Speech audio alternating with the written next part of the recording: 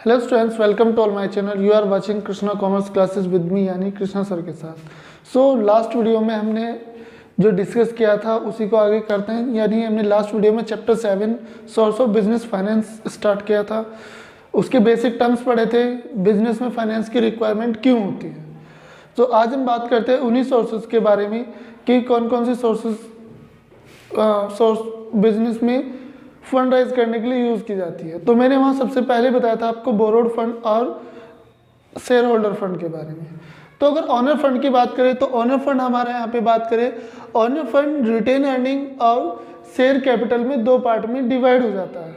Retain earning का तो हम नेक्स्ट वीडियो में डिस्कस करेंगे, क्योंकि रिटेन अर्निंग अपने आप में एक डिफरेंट टॉपिक है। उससे पहले बात करते हैं हम शेयर कैपिटल की। शेयर कैपिटल क्या है, सबसे पहले शेयर कैपिटल को समझते हैं। अब शेयर कैपिटल को समझने के लिए अगर कोई कंपनी जब स्टार्ट होती है तो उसकी एक ऑथराइज्ड कैपिटल होती है, यानी कितने अमाउंट से वो कंपनी रजिस्टर्ड हुई है। और वो एक सपोज देन 1 लाख रुपये की ऑथराइज्ड कैपिटल है और वो डिवाइड हुई है आपके 10 रुपीज़ के पर शेयर के अकॉर्डिंग। यानी आपके अगर शेयर की बात करें तो 10,000 से शेयर से आपकी कंपनी रजिस्टर्ड हुई है, यानी वो एक छोटी से छोटी अमाउंट जिसमें एक ऑथराइज्ड कैपिटल डिवाइड हुई है, उसी को हम क्या बोलते हैं, शेयर कैपिटल। तो यहीं से अभी मैंने बताया कि 1 लाख रुपए से ऑथराइज थी कैपिटल और वो 10 रुपए के शेयर थे, तो हमें पता लगा कितने शेयर थे वे 10,000। तो वो होती है हमारी शेयर कैपिटल। अब शेयर कैपिटल हमारी दो तरह की हो सकती है, एक होती है प्रेफरेंस शेयर, एक होते हैं हमारे इक्विटी शेयर। तो सबसे पहले हम इक्विटी शेयर के बारे में बात करते हैं। इक्विटी शेयर क्या होते हैं,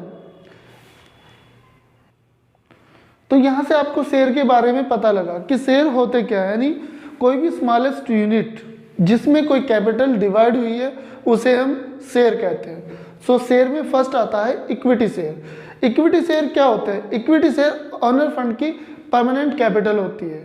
जब ऑनर की जो कंपनी है उसकी खुद की कैपिटल को हम क्या बोलते हैं, इक्विटी शेयर।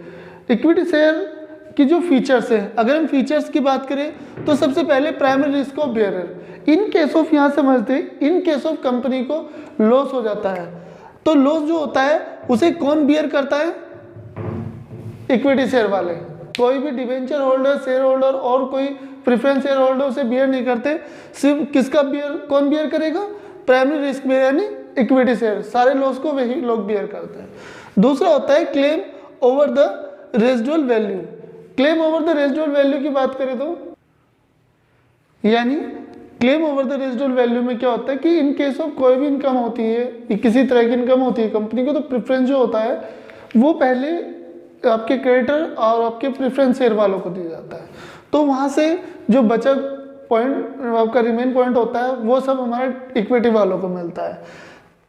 नेक्स्ट वन बात करें बेसिस फॉर लोन, यानी ये एज ए लोन दिया जाता है, एज ए लोन, ना कि लोन होता है। क्यों लोन क्यों नहीं लिखा मैंने डायरेक्टली, लोन इसलिए नहीं लिखा क्योंकि जो लोन होता है उस पर हमें एक पर्टिकुलर इंटरेस्ट देना पड़ता है। तो यहाँ जो ऑनर फंड है यानी इक्विटी है, वे इंटरेस्ट नहीं देते उन्हें, वे क्या करते हैं, परमानेंट कैपिटल होती है उनकी। तो परमानेंट टाइम यानी for a long time company जब भी एक बार इक्विटी शेयर इशू कर देती है और अपने शेयर होल्डर अपने शेयर को किसी और को बेच सकते हैं, पर कंपनी उसका रीपेमेंट नहीं करती जब तक उसकी लाइफ टाइम होती है। तो कंपनी इसलिए basis for loan, as a basis for loan रहता है, एज ए लोन ना कि लोन होता है। नेक्स्ट होता है हाई प्रॉफिट। कंपनी अगर जितना ज़्यादा प्रॉफिट अर्न करती है, इन केस ऑफ हमारी कंपनी अगर प्रेफरेंस शेयर इशू नहीं करती, देन उस कंडीशन में जितना प्रॉफिट होगा वो किसका होगा, इक्विटी शेयर होल्डर का।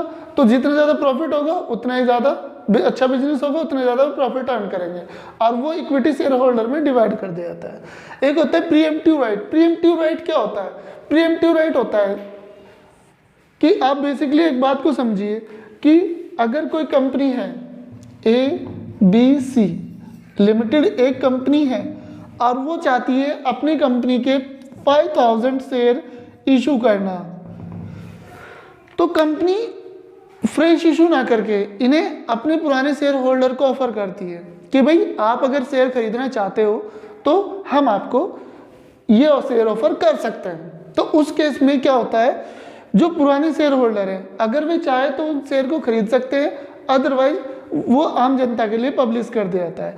तो जो आम जनता के पब्लिश करने से पहले ऑफर इक्विटी शेयर वालों को दिया जाता है, उसी ऑफर को हम क्या बोलते हैं, प्री एम्प्टिव राइट, यानी आपका आम जनता से पहले अपने शेयर होल्डर को प्रेफरेंस देना। दूसरी बात करें यहाँ पे, जब प्रेफरेंस शेयर की फीचर्स की बात करें तो कुछ अच्छाई भी होती है भाई, कुछ डिमेरिट्स भी होती है। तो सबसे पहले बात करते हैं मेरिट्स की।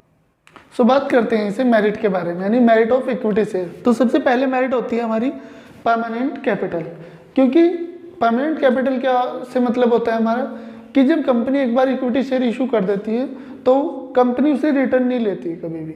वो क्या करती है, उसके शेयर होल्डर चाहे तो किसी और को सेल कर सकते हैं, पर कंपनी उसे उसका पेमेंट नहीं करती। उससे एक बार पैसा ले लिया मतलब वो लाइफ टाइम के लिए हो जाता है, तो परमानेंट कैपिटल माना जाता है इसे। दूसरा, इक्विटी शेयर में no charge on fix assets, कि इन केस ऑफ किसी भी तरह का लॉस हो जाए या कुछ भी हो जाए तो फिक्स एसेट्स पे कोई चार्ज नहीं होता।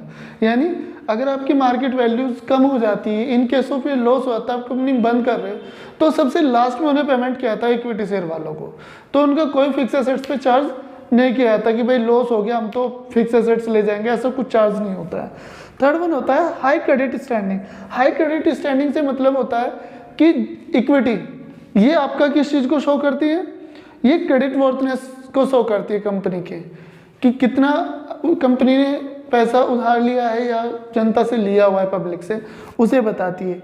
एंड हग फंड मीन्स एक बड़ी अमाउंट कैपिटल में इन्वेस्ट की जाती है, तो उसमें एक बड़ी अमाउंट ही यहाँ पे इन्वॉल्व होती है। यानी कंपनी कोई 10-20 लाख से तो एडजस्ट नहीं करती कि 10-20 लाख रुपए के लिए अपनी सिक्योरिटी इशू कर रही है, एक कैपिटल के लिए एक बड़ी अमाउंट ही यहाँ पे इन्वेस्ट होती है। इसकी बात करें डिमेरिट्स की, तो सबसे पहले डिमेरिट्स होती है risk of fluctuating return. Risk of fluctuating return से मतलब होता है कि इनको हर बार प्रॉफिट होगा ऐसे कंडीशन नहीं है। प्रॉफिट होने की अपनी अलग अलग कंडीशन, अगर कंपनी को ज़्यादा प्रॉफिट होता है तो कंपनी ज़्यादा प्रॉफिट देगी अपने इक्विटी शेयर होल्डर को, अगर कम होता है तो कम देगी, इसलिए इसका जो रिटर्न है वो फिक्स नहीं होता है। एंड उसके बाद आता है आपका इनफ्लेक्सिबिलिटी। इनफ्लेक्सिबिलिटी से मतलब अभी मैंने बताया कंपनी एक बार अगर इक्विटी शेयर इशू कर देती है तो पूरी लाइफ टाइम, यानी जब तक कंपनी चलेगी जब तक उस शेयर को वापस नहीं लेती है, तो यहाँ पे इनफ्लेक्सिबिलिटी मानी जाती है। तीसरा होता है लीगल फॉर्मेलिटीज, यानी कंपनी के अगर आपको शेयर खरीदने हैं तो उसके लिए कुछ लीगल फॉर्मेलिटीज पूरी करनी पड़ती है, जैसे आपका ब्रोकर को अपॉइंट करना, डिपॉजिटरी पार्टिसिपेंट से इन्वॉल्व होना, ये तो खैर आगे पढ़ेंगे हम चैप्टर में। अभी के लिए यहाँ पे देखते हैं कि लीगल फॉर्मेलिटी, यानी बहुत सारी कागजी कार्रवाई करनी पड़ती है हमें उसके लिए कि जहाँ शेयर खरीदना है। नेक्स्ट में होता है issue depend upon the market condition, कि डिपेंड करता है मार्केट कंडीशन पे। सपोज अगर मुझे किसी भी कंपनी, सपोज ABC लिमिटेड के मुझे शेयर खरीदने हैं, अगर मार्केट में इसकी कंडीशन अच्छी होगी तो कंपनी शेयर इशू करेगी। इन केस ऑफ मार्केट में कंडीशन नहीं अच्छी है, यानी आपकी कंपनी के शेयर मार्केट में वैल्यू डाउन जा रही है, तो कंपनी उस टाइम पे लोन लेना पसंद करती है, ना कि शेयर इशू करना पसंद करती है। सो बात करते हैं यहीं से हम दूसरे नंबर पे आता है हमारा प्रेफरेंस शेयर।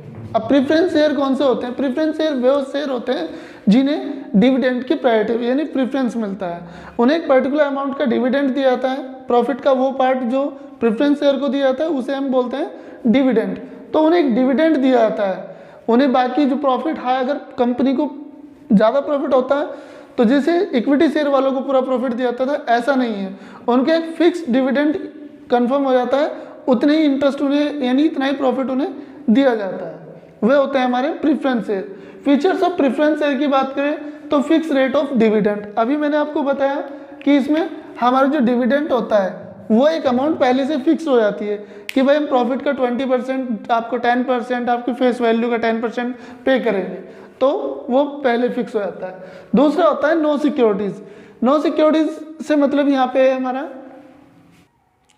यानी कंपनी इसके बारे में कोई भी सिक्योरिटीज इशू नहीं करती। आपने सपोज दैट आपने प्रेफरेंस शेयर खरीद ली है तो कंपनी आपको कोई भी ऐसा कोई लेटर इशू नहीं करेगी कि इन केस ऑफ भाई आपको हम अपनी सिक्योरिटी या कोई एसेट्स के अगेंस्ट हम आपसे पैसा ले रहे हैं, तो यहाँ पे कोई सिक्योरिटी नहीं होती है। आपका पैसा आपने लगाया है, वैल्यू अगर अच्छी रही तो ठीक, नहीं रही तो डिविडेंड उतना ही एवरेज रहेगा। उसके बाद आता है वोटिंग राइट। देखिए ऑनर इक्विटी शेयर कंपनी के मालिक होते हैं, पर प्रेफरेंस शेयर कंपनी के मालिक नहीं होते, तो इन्हें कोई वोटिंग राइट भी नहीं होता, जबकि इक्विटी शेयर होल्डर को वोटिंग राइट होता है। नेक्स्ट वन होता है हाइब्रिड सिक्योरिटी, यानी इन्हें क्या कहता है, हाइब्रिड सिक्योरिटी भी कहा जाता है। बिकॉज ऑफ इनको जब प्रेफरेंस की बात आती है तो इनको डिविडेंड प्रेफरेंस सबसे पहले दिया जाता है, और सो इनको एक फिक्स अमाउंट से जब प्रेफरेंस दिया जाता है, यानी इनको प्राथमिकता दी जाती है डिविडेंड की, तो इन्हें हाइब्रिड सिक्योरिटीज भी कहा जाता है। अब जहाँ फीचर्स की बात आती है तो डिमेरिट और मेरिट ऑब्वियसली आ जाती है। तो सबसे पहले बात करते हैं मेरिट्स। मेरिट क्या होता है, help to collect long amount of fund. Company preference share कब इशू करती है, उसे एक पर्टिकुलर अमाउंट यानी एक पर्टिकुलर एज ए लोन लेना पड़ता है। ये भी आपका क्या है, एक बड़ी अमाउंट को कलेक्ट करने के लिए हेल्प करता है, क्योंकि इक्विटी मैंने भी बताया कि वो डिपेंड करता है कि वो तो पूरी लाइफ टाइम के लिए होती है, जबकि प्रेफरेंस शेयर 5 साल 10 साल के लिए भी हो सकते हैं, रिडीमेबल भी हो सकते हैं, रिडीमेबल भी हो सकते हैं, क्योंकि इनके तो अलग अलग काइंड है। रिडीमेबल से मतलब आपके 5 साल के बाद इक्विटी में कन्वर्ट होना, कन्वर्टेबल, नॉन कन्वर्टेबल, तो ये सारे हो जाते हैं। तो एक पर्टिकुलर इनका अमाउंट पे हो जाती है, तो have to collect the long amount of fund. दूसरा नो फिक्स लायबिलिटी, इनकी कोई फिक्स लायबिलिटी नहीं होती है कि कंपनी को सिर्फ अपनी फेस वैल्यू की जितने का शेयर है उतनी ही पैसे देते हैं, उससे ज़्यादा पैसे नहीं देते, और एक पर्टिकुलर टाइम पे उनसे रीपेमेंट भी ले लेते हैं। नेक्स्ट में होता है नो इंटरफ्रेंस, इनका कंपनी में कोई इंटरफ्रेंस नहीं होता है और ना ही कंपनी इनसे ज़्यादा इंटरेक्ट रहती है। Next no change of assets, कोई भी एसेट्स पे चार्ज नहीं होता इनका। एंड वेराइटी में यानी एक से ज़्यादा प्रकार के हमें ये यहाँ पे मिल सकते हैं, जैसे मैंने भी बताया कन्वर्टेबल हो सकते हैं, नॉन कन्वर्टेबल हो सकते हैं, रिडीमेबल हो सकते हैं, नॉन रिडीमेबल हो सकते हैं, तो वेराइटीज़ यहाँ पे बहुत सारी होती हैं। एक होता है trading on equity. Trading on equity की बात करें तो यहाँ पे बात कर रहे थे हम ट्रेडिंग ऑन इक्विटी की, कि इक्विटी में जो होता है उन्हें तो जितना ज़्यादा प्रॉफिट होगा उतना ज़्यादा प्रॉफिट मिलता रहेगा, पर यहाँ पे इनका क्या होता है, डिविडेंड एज ए डिविडेंड इनका प्रॉफिट फिक्स होता है कि भाई इतना ही मिलना है, इससे ज़्यादा नहीं मिलेगा, कंपनी चाहे जितना भी प्रॉफिट अर्न कर ले। दूसरी बात यहीं पे होती है डिमेरिट्स ऑफ द प्रेफरेंस है। डिमेरिट्स की बात करें तो फ्लक्चुएटिंग एंड लो रिटर्न, इनका जो प्रॉफिट होता है वो लो रिटर्न क्यों रहता है, भाई कंपनी है, कंपनी ने सपोज 10 लाख का प्रॉफिट अर्न कर लिया, तो इनको तो जितना इनका फिक्स है यानी 10% 20% इन्हें तो फिक्स मिलना है, जो बाकी अमाउंट बचेगी वो किसकी होती है, वो इक्विटी वालों की होती है, तो इनको एक फिक्स अमाउंट से मिलना है, ज़्यादा कुछ नहीं मिलना होता। दूसरा dividend is not treated as expense, इनका जो डिविडेंड इन्हें मिलता है वो एक्सपेंस की तरह ट्रीट नहीं करती कंपनी, वो भी एक तरह से इनकम का पार्ट होती, इनकम की तरह ट्रीट की थी। क्यों, क्योंकि अगर कंपनी लोन लेगी तो उसे भी पे करना पड़ेगा इंटरेस्ट, तो वो इंटरेस्ट इन्हें पे करती है और इनके प्रॉफिट से रिड्यूस कर लेती है, ना कि एक एक्सपेंस की तरह ट्रीट करती है। कोई नो वोटिंग राइट, इन्हें कोई वोटिंग राइट नहीं होता है। एंड फिक्स ऑब्लिगेशन, इनकी ऑब्लिगेशन जो होती है वो इनकी फेस वैल्यू यानी जो शेयर है उन प्रेफरेंस शेयर है उनकी फेस वैल्यू के साथ ही होती है बस। सो आई होप सो आप इस चीज़ को बहुत अच्छे से समझ गए होंगे।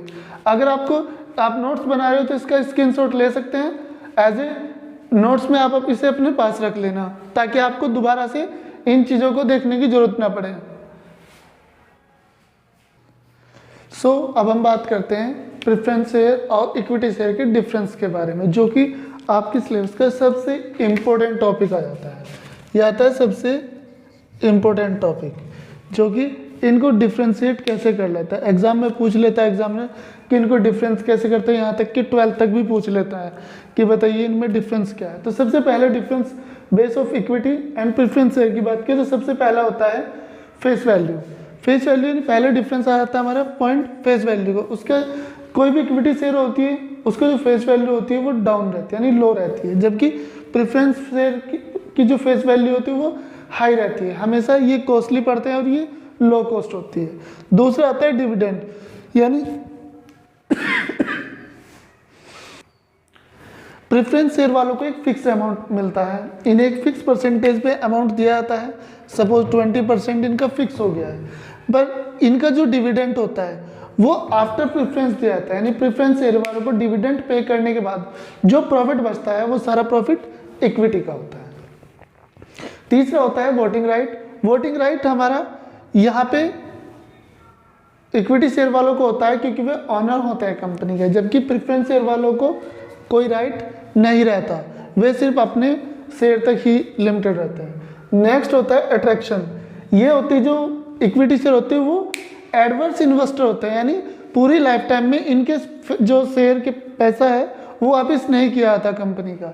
जबकि ये होते हैं कंजर्वेटिव। कंजर्वेटिव वे होते हैं इन्वेस्टर जो अपने लॉस को पहले प्रायोरिटी देते हैं, यानी इन केस ऑफ फ्यूचर में लॉस ना हो जाए, तो इस चीज़ को सबको वे नोट करके रखते हैं। उन्हें सिर्फ प्रॉफिट से मतलब होता है, वे चाहते नहीं कि उन्हें लॉस फेस करना पड़े।